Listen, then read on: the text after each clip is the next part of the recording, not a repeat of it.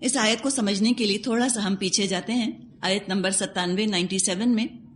وہاں پر ہم نے پڑھا تھا کہ جو یہ اعراب ہیں، بدو ہیں، یہ نبی اکرم صلی اللہ علیہ وسلم اور صالحین کی صحبت میں بہت کم رہے، ان کو وہ صحبت نہ ملی، لہٰذا ان پر کفر اور نفاق بہت جلدی حملہ آور ہو جاتا ہے.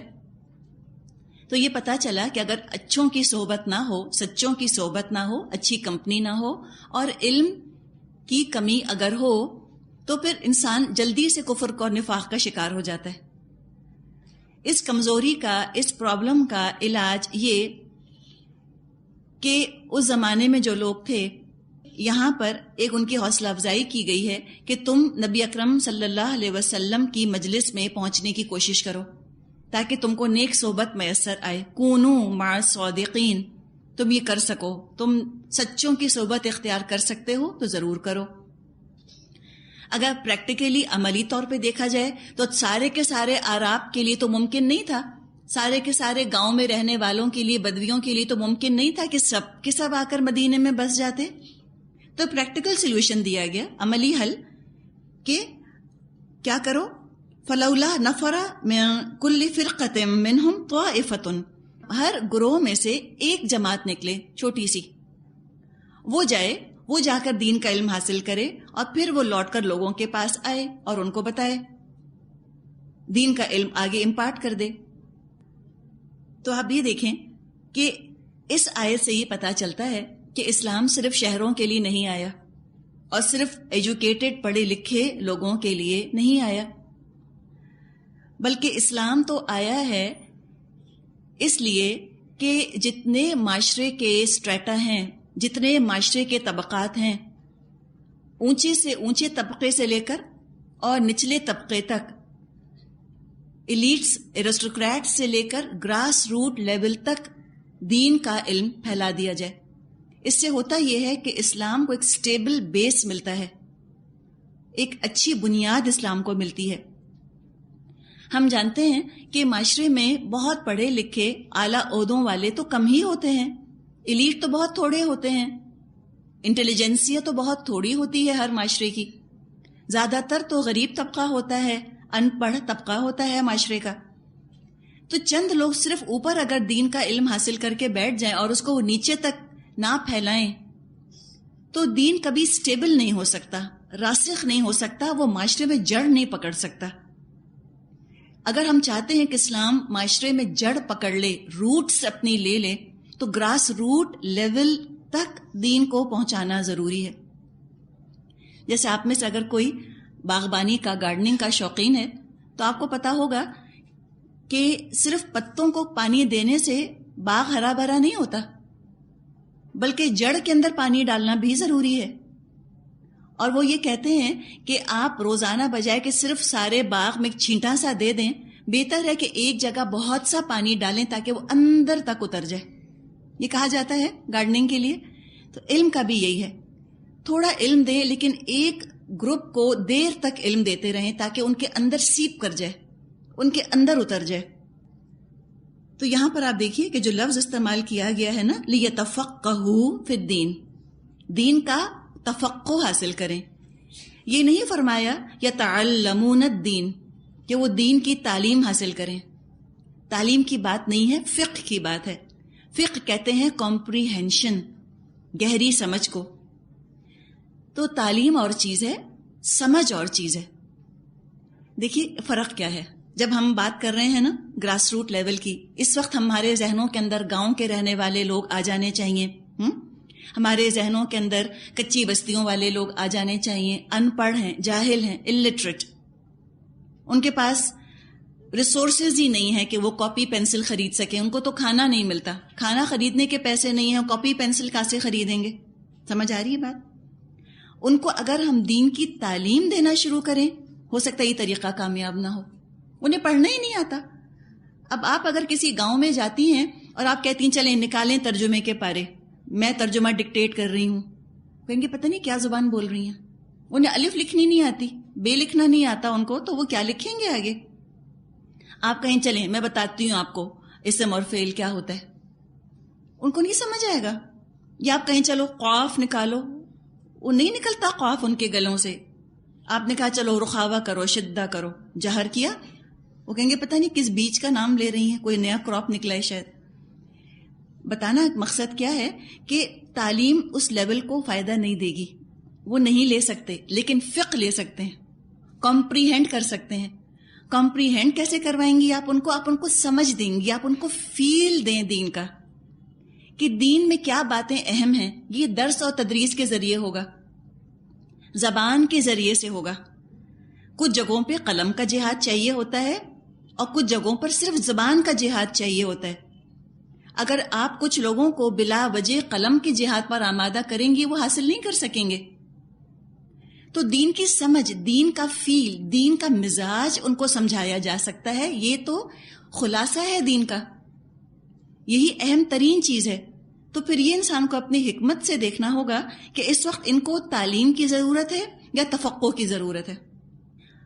تعلیم الحمدللہ بہترین چیز ہے، لیکن وہ ہر ایک اس قابل نہیں ہوتا، انیبل نہیں ہوتا کہ وہ تعلیم حاصل کر سکے.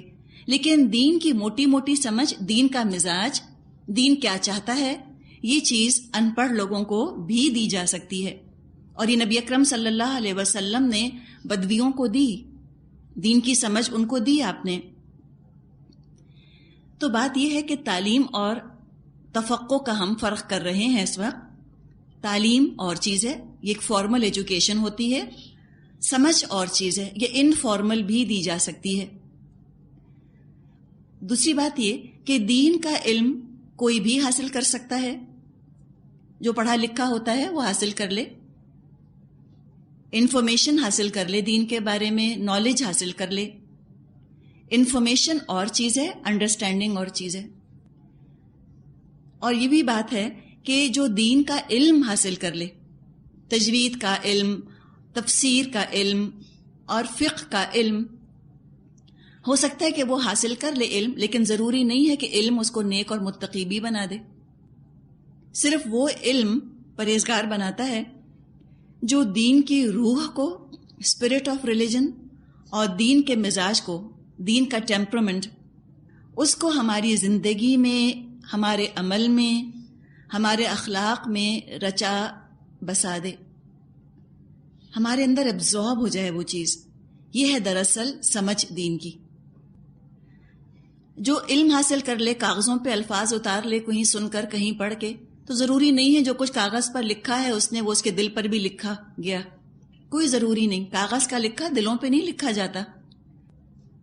جب تک ہمارا شعور اور کانشنس اور انکانشنس، لا شعور تک جب قرآن کے رنگ میں رچ بس نہ جائے، جب تک دین کی سمجھ نہیں آئی. سمجھیں یہ گہرا علم ہے. جیسے بھی ہم نے بات کی نا کہ تھوڑا سا پانی دیں، ایک خطے کو دیں، لیکن گہرا پانی دیں. صرف اوپر اوپر سے چھینٹا ڈال دینا یہ ان دا لانگ ٹرم فائدے مند نہیں ہوگا. تو تفقہ کیا ہے کہ انسان کے اندر دین رچ بس جائے. تو اس کے لیے وقت درکار ہوتا ہے، زیادہ وقت ایک جگہ لگایا جائے. اب آپ میں سے کوئی اگر یہ کام کرنا چاہتا ہے، آپ کسی کچی بستی کی طرف جانا چاہتی ہیں یا آپ کسی گاؤں میں جا کر دین کا علم اگر دینا چاہتی ہیں، اس میں کوانٹٹی سے زیادہ آپ کو وقت کا خیال رکھنا ہوگا. یوں سمجھیں کہ اب میں زندگی بھر ان کو پڑھاؤں گی، زندگی بھر میں ان کو دین کی سمجھ دوں گی. 20 سال، 25 سال، 30 سال لگیں گے. آپ یوں سمجھیے کہ جن خواتین کو آپ بتا رہی ہیں، ہو سکتا ہے وہ عمل نہ کریں، لیکن ان کے ساتھ جو بچے بیٹھے ہیں ان کو آپ ٹارگٹ کیجئے، ان کو ہدف بنائیے کہ ان کے دماغوں میں یہ جو آج ماں کی گودوں میں بیٹھے ہیں، یہ انشاءاللہ پھر دین کی سمجھ لے کر بڑے ہوں گے. تو یہ ٹائم کنزیومنگ ایفرٹ ہے، یہ وقت لگتا ہے اس کے اندر. اسی میں آپ دیکھیں کہ جب یہ سلسلہ شروع ہوا تبوک کے بعد، اعراب کو بھی دین کا علم پہنچایا گیا، فوراً تبدیلی نہیں آئی ان کے اندر. اگر ان اعراب کے اندر فوراً تبدیلی آ جاتی تو وہ جو فتنہ شروع ہوا تھا ابو بکر رضی اللہ تعالی عنہ کے زمانے میں، مانعین زکوٰۃ کا، کچھ لوگ اٹھ کھڑے ہوئے تھے کہ ہم زکوٰۃ ادا نہیں کریں گے. پھر فتنہ ارتداد شروع ہو گیا تھا، اپاسٹسی موومنٹ شروع ہو گیا تھا، لوگ دین چھوڑ چھوڑ کے جانے لگ گئے.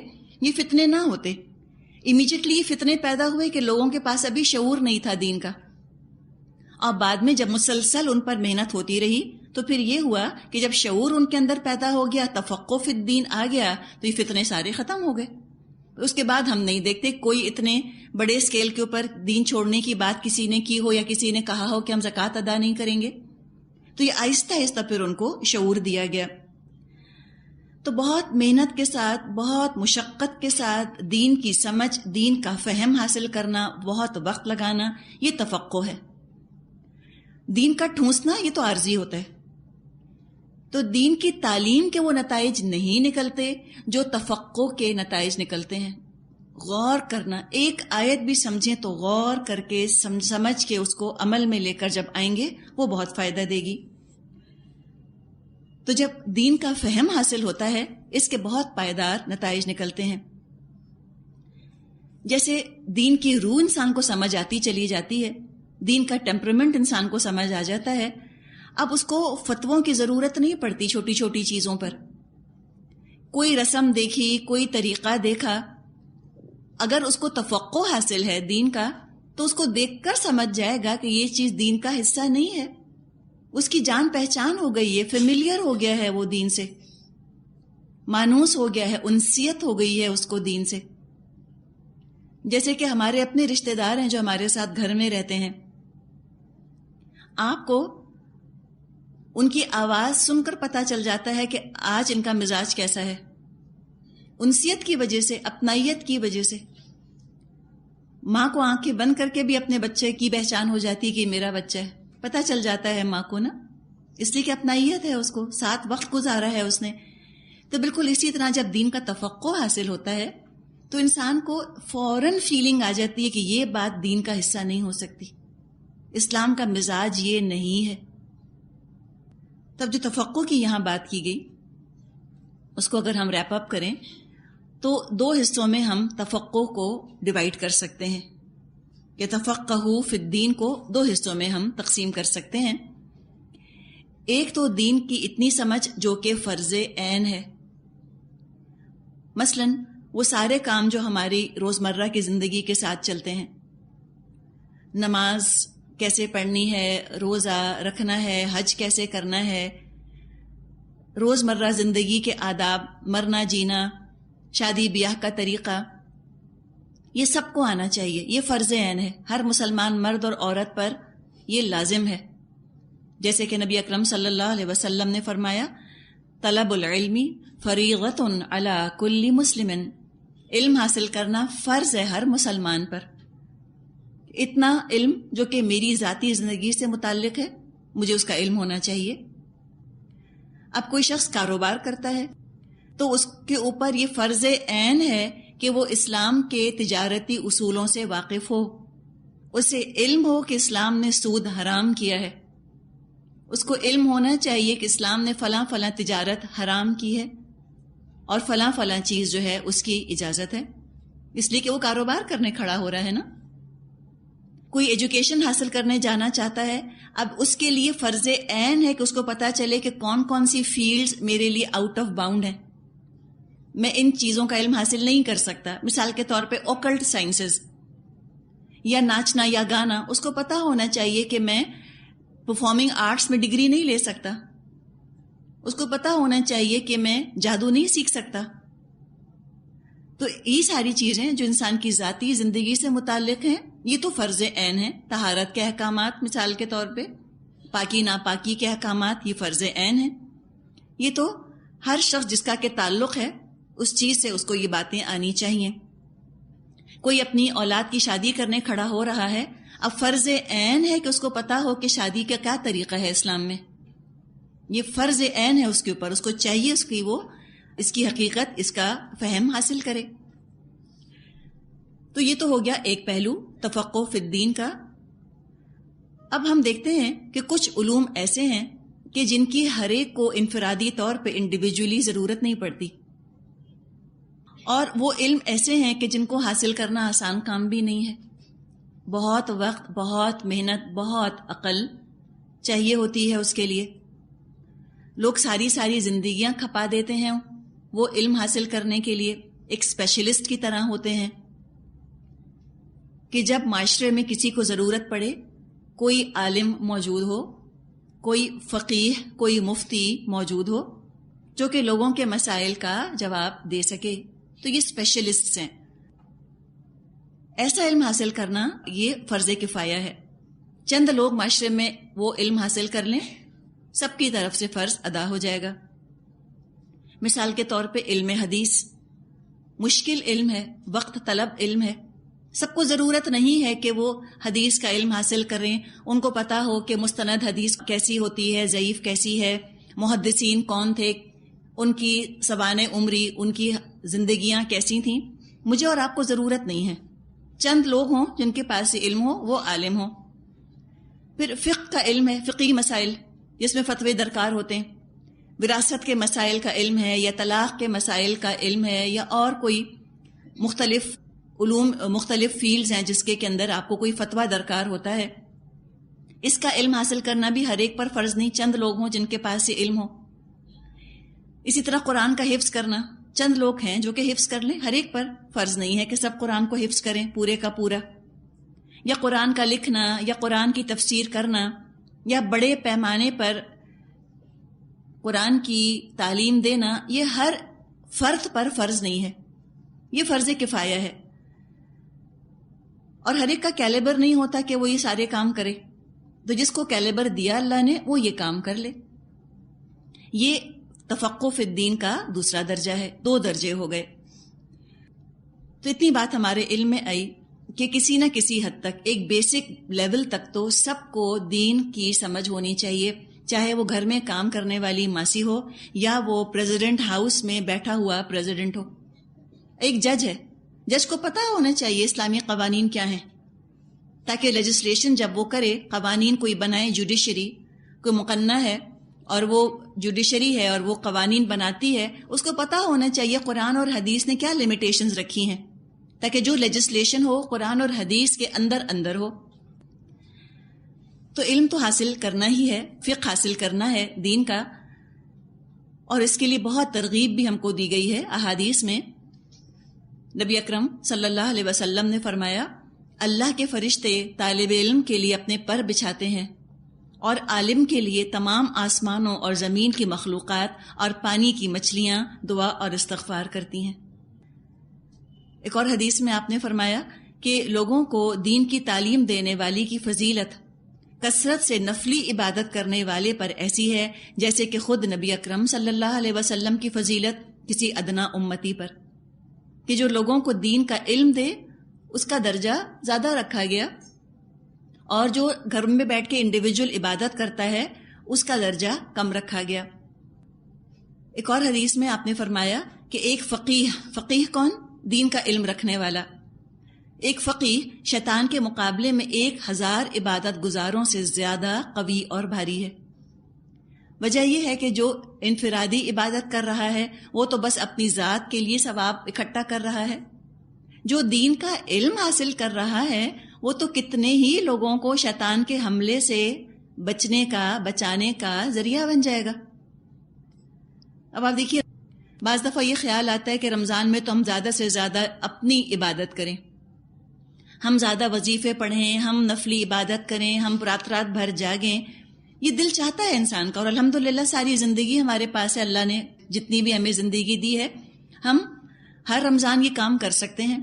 لیکن یہ رمضان جس میں کہ آپ دین کا علم حاصل کر رہی ہیں، یہ افضل ترین کام ہے اس وقت آپ کے لیے، کہ رمضانوں میں بھی آپ یہی کام کرتی رہیں۔ کوئی بات نہیں، کلاس میں آنے کی وجہ سے اگر آپ رات کو نہ جاگ سکیں، آپ بہت زیادہ 2-3 قرآن نہ ختم کر سکیں، کوئی غم نہ کریں، یہ حدیث آپ سامنے رکھ لیجئے کہ دین کا علم حاصل کرنے والے کا درجہ نفلی عبادت کرنے والے سے افضل ہے، جو کہ نبی اکرم صلی اللہ علیہ وسلم نے بتایا۔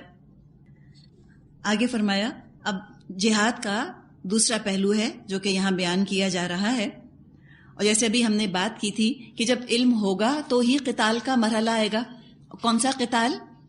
فی سبیل اللہ قتال کا مرحلہ علم کے بعد آتا ہے، بغیر علم کے نہیں ہو سکتا۔ دیکھیے، علم کا امتحان کیسے ہوتا ہے؟ آپ کسی کے علم کا امتحان لے سکتے ہیں ان سے لکھوا کر یا بلوا کر، ٹھیک ہے؟ فہم کا امتحان عمل سے ہوتا ہے. سمجھ آئی آپ کو بات؟ یہ فرق ہے یتعلمون کے اندر اور فہم کے اندر. یتفقہو فقہ کا امتحان ہوتا ہے عمل سے، کہ جب عملی تقاضا آئے تو عمل کیا کیا، اور علم کا امتحان وہ آپ لکھوا کر لے لیجئے، بلوا کر لے لیجئے. فرق ہے دونوں کے اندر. فرمایا آیت 123 یا ایھا الذین آمنوا، اے لوگو جو ایمان لائے ہو، قاتلوا الذین یلونکم من الکفار ولیجدوا فیکم غلظہ واعلموا ان اللہ مع المتقین. اے لوگو جو ایمان لائے ہو، جنگ کرو ان منکرین حق سے جو تم سے قریب ہیں، اور چاہیے کہ وہ تمہارے اندر سختی پائیں، اور جان لو کہ اللہ متقیوں کے ساتھ ہے.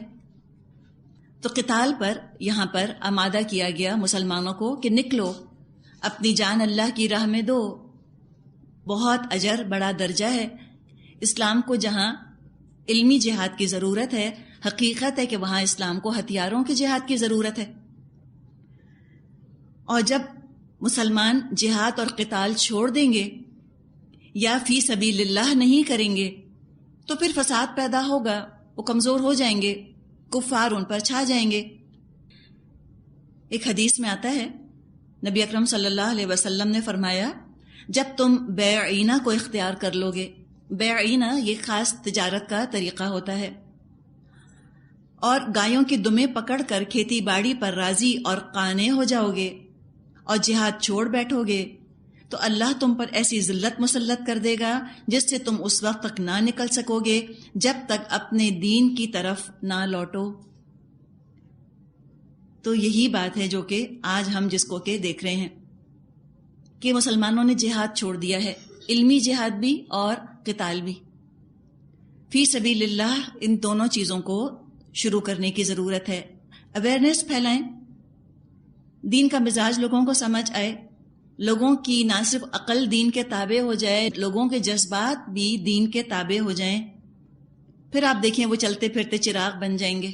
جہاں معاشرے میں جائیں گے وہاں وہ روشنی پھیلائیں گے. کوئی ایک نیکی لوگوں کو بتائیں گے، کوئی ایک برائی معاشرے سے دور کرنے کی کوشش کریں گے. انشاءاللہ تعالی اسی طرح ان چھوٹے چھوٹے چراغوں سے اللہ تعالیٰ کتنی روشنی پیدا فرما دے گا. عمر رضی اللہ تعالیٰ عنہ کے زمانے میں ہر 20 گھروں میں سے ایک گھر مدرسہ ہوتا تھا. اس طرح سے آپ دیکھیں اسے شریانیں ہوتی ہیں جسم کے اندر، کیپلریز ہوتی ہیں. اس طرح علم کو معاشرے میں عام کرنے کی ضرورت ہے. کوئی ضروری نہیں کہ ہم بہت بڑا مجمع ہی لگائیں. ہر ایک کے پاس نہ وسائل ہوتے ہیں، نہ ہر ایک شخص یہ کام کر سکتا ہے. ہم اپنی استطاعت دیکھ لیں کہ میں کیا کر سکتی ہوں، میں کس حد تک کر سکتی ہوں، اور جتنا انسان خود کر سکتا ہے اتنا بس وہ کرنے پر آمادہ ہو جائے، اس کی تیاری کرے. 2 لوگوں کو پڑھا سکتے ہیں 2 کو پڑھا دیں، 1 کو پڑھا سکتے ہیں 1 کو پڑھا دیں. جتنا کر سکتے ہیں، جو حیثیت ہے آپ کی، اپنی استطاعت آپ خود دیکھ لیجئے کہ آپ کیا کر سکتی ہیں، اس کے حساب سے اس کو آپ کرنا شروع کر دیجئے. اور اپنے علم کی حفاظت کا بہترین ذریعہ یہ ہے کہ انسان دوسرے کو پڑھانا شروع کر دے. آپ اگر چاہتی ہیں کہ جو آپ نے محنت کی ہے دین کا علم حاصل کرنے میں اس کو آپ پرزرو کر لیں، محفوظ کر لیں، تو آپ کسی کو پڑھانا شروع کر دیجئے. اگر آپ آگے نہیں پڑھائیں گی آپ خود بھولنا شروع کر دیں گی. تو جو دین پڑھانے بیٹھتا ہے وہ کسی کے اوپر کوئی احسان نہیں کر رہا ہوتا، سارا احسان اس کی اپنی جان پر ہوتا ہے کہ وہ اپنے علم کو تازہ رکھ رہا ہوتا ہے. اگر وہ آگے نہ پڑھائے وہ خود بھول جائے. تو لہٰذا یہاں پر پھر آگے علم کے بعد ہی جس مرحلے کا ذکر کیا گیا کہ اے ایمان والو اب تم قتال کرو، اب تم جنگ کرو ان لوگوں سے جو کہ کافر ہیں، اور ان کو چاہیے کہ وہ تم میں نرمی نہ پائیں، سختی پائیں، اور اللہ تو متقیوں کے ساتھ ہے. اب یہاں جو کفار لفظ آیا ہے اس کے مفسرین نے 2 معنی لیے ہیں. ایک تو کفار بمعنی کفار، نان بلیورز، اور انہوں نے کہا کہ یہاں پر ان لوگوں سے قتال کرنے کا حکم دیا جا رہا ہے کہ جن کی سرحدیں، جن ملکوں کی باؤنڈریز دارالاسلام کی سرحدوں سے مل رہی ہوں. جیسے نبی اکرم صلی اللہ علیہ وسلم اور صحابہ رضی اللہ تعالیٰ عنہم کے عمل سے ہمیں پتہ چلتا ہے کہ جب اندرون عرب اسلام کی دعوت جڑ پکڑ گئی، اندرون عرب مشرکین مسلمان ہو گئے تو پھر اس کے بعد جو قریب کی سرحدیں تھیں آپ نے ان کی طرف رخ کیا. سلطنت روم، سلطنت ایران، ان کی طرف رخ کیا گیا. تو ذکر ہے کہ اب تم کفار کی طرف نکلو، تم ان کو بات پہنچاؤ. ایک قول یہ ہے لفظ کفار کے بارے میں. کچھ مفسرین کا کہنا یہ ہے کہ جو آگے پیچھے کا کانٹیکسٹ چل رہا ہے، اگر محل وقوع دیکھا جائے اس آیت کا، تو یہاں کفار سے مراد ہیں منافق. پیچھے بھی نبی اکرم صلی اللہ علیہ وسلم سے کہا گیا تھا کہ وغلظ علیہم، سختی کیجیے ان کے ساتھ. تو ان کا کہنا یہ ہے کہ کفار سے مراد یہاں پر منافق ہیں، کہ منافقوں کے ساتھ اب آپ لینینسی کا مظاہرہ مت کیجیے، ان کو آپ ڈھیل مت دیجیے، نرمی کا رویہ مت رکھیے ان کے ساتھ، بلکہ ان کو شریعت کا پابند بنانے کی بھرپور کوشش کیجیے. کوئی ان کا بہانہ، کوئی ان کے ایکسکیوز مت قبول کیجیے. آگے فرمایا، اب جو آگے کی آیات آ رہی ہیں نا، اس سے مزید یہ بات مؤکد ہوتی ہے کہ یہاں کفار سے مراد منافق ہی ہیں. جیسے کہ آگے فرمایا آیت 124 125، وَإِذَا مَا أُنزِلَتْ سُورَةٌ فَمِنْهُمْ مَنْ يَقُولُ أَيُّكُمْ زَادَتْهُ هَذِهِ إِيمَانًا فَأَمَّا الَّذِينَ آمَنُوا فَزَادَتْهُمْ إِيمَانًا وَهُمْ يَسْتَبْشِرُونَ وَأَمَّا الَّذِينَ فِي قُلُوبِهِمْ مَرَضٌ فَزَادَتْهُمْ رِجْسًا إِلَى رِجْسِهِمْ وَمَاتُوا وَهُمْ كَافِرُونَ. جب کوئی نئی صورت نازل ہوتی ہے تو ان میں سے بعض لوگ مذاق کے طور پر مسلمانوں سے پوچھتے ہیں، کہو تم میں سے کس کے ایمان میں اس سے اضافہ ہوا؟ اس کا جواب یہ ہے کہ جو لوگ ایمان لائے ہیں ان کے ایمان میں تو فی الواقع ہر نازل ہونے والی صورت نے اضافہ ہی کیا ہے اور وہ اس سے خوش ہیں. البتہ جن لوگوں کے دلوں کو نفاق کا روگ لگا ہوا تھا، ان کی پچھلی گندگی پر ہر نئی صورت نے ایک اور نجاست کا اضافہ کر دیا اور مرتے دم تک وہ کفر ہی میں مبتلا رہے. تو یہاں سے پتہ چل رہا ہے کہ ذکر منافقین ہی کا ہے. نبی اکرم صلی اللہ علیہ وسلم کی مجلس تو کھلی بھی ہوتی تھی، مومن بھی آتے تھے، منافق بھی آتے تھے، کسی کو آنے سے روکا نہیں گیا. یہ آتے تھے، قرآن سنتے تھے. جب کوئی نیا حکم سنایا جاتا، کوئی دین کا نیا مطالبہ آتا، تو یہ کھل کر اس کے خلاف کچھ کہنے کی جرت تو نہیں کر سکتے تھے. مومن تو نہایت سنجیدگی کے ساتھ وہ نیا حکم سنتے تھے. یہ جب مومنوں کو اتنا سنجیدہ، اتنا سیریس ہوتے دیکھتے دین کے احکامات کے بارے میں، تو یہ تو نہ کہہ سکتے تھے کہ یہ بیکار بات ہے جو کہی جا رہی ہے. انہوں نے کیا طریقہ اختیار کیا؟ استہزاء کا، ریڈیکیول کا، مذاق اڑانے کا. جب انتہائی سنجیدہ مجلس میں کوئی شخص ایک غیر سنجیدہ بات کر دے تو اس بات کی گریوٹی، اس بات کا تقدس، اس بات کا وزن ہلکا ہو جاتا ہے، وہ چیز مذاق کا ذریعہ بن جاتی ہے. تو یہ انہوں نے طریقہ اختیار کیا، اس چیز کی اہمیت کو کم کرنے کے لیے اس کو ہلکا کرنے کی کوشش کی مذاق کے ذریعے سے. تو یہ کہا کرتے تھے مومنوں سے، مسلمانوں سے کہ اچھا بھائی یہ بتاؤ کس کس کے ایمان میں اضافہ ہو گیا؟ بھائی بڑی بات سنی آج تو. یہ ان کا طریقہ ہوتا تھا مذاق اڑا دینے کا. کھل کر اس کے خلاف کچھ کہہ تو سکتے نہیں تھے، دل کی بڑاس تو نکال نہیں سکتے تھے، تو طنز کر کے مذاق اڑا کر اپنے دل کی بڑاس نکال لیتے تھے.